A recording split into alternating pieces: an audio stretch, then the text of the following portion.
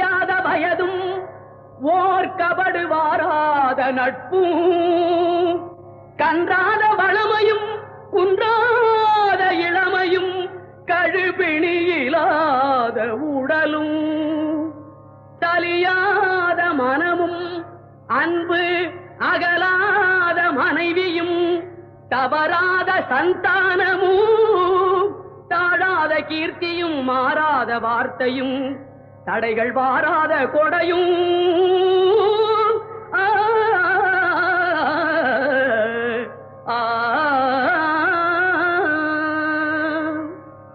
தொலையாத நிதியமும் கோணாத கோலும் ஒரு துன்பமில்லாத வாழ்வும்